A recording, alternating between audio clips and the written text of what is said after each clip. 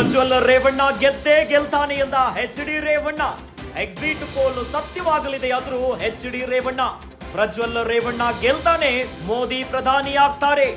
3 ಕ್ಷೇತ್ರಗಳನ್ನ ಜೆಡಿಎಸ್ ಗೆಲ್ಲುತ್ತೆ, ನಡೀರಿ ಅಂತ ಎಚ್.ಡಿ. ರೇವಣ್ಣ ಹೇಳಿದ್ದಾರೆ. ಹಾಸನದಲ್ಲಿ ಮಾಜಿ ಸಚಿವ ಎಚ್.ಡಿ. ರೇವಣ್ಣ ಹೇಳಿಕೆಯನ್ನ ಕೊಟ್ಟಿದ್ದಾರೆ.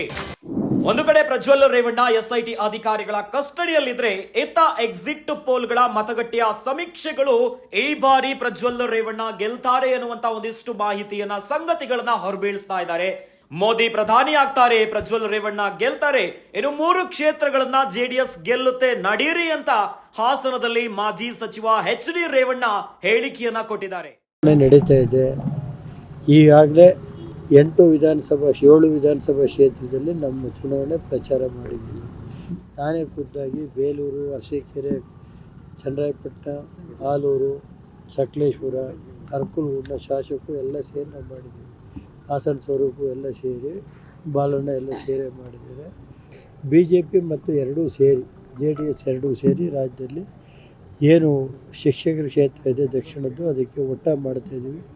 ಎಲ್ಲ ಒಟ್ಟ ಮಾಡಿ ನಮ್ಮ ಪಕ್ಷದ ಅಭ್ಯರ್ಥಿ ವಿವೇಕ್ ಅವರು 100ಕ್ಕೆ 100 ಭಾಗ ಗೆಲ್ತಾರೆ. 3 ಕ್ಷೇತ್ರದಲ್ಲಿ 3 ಕ್ಷೇತ್ರ ಗೆಲ್ತೀವಿ ನಡೀರಿ.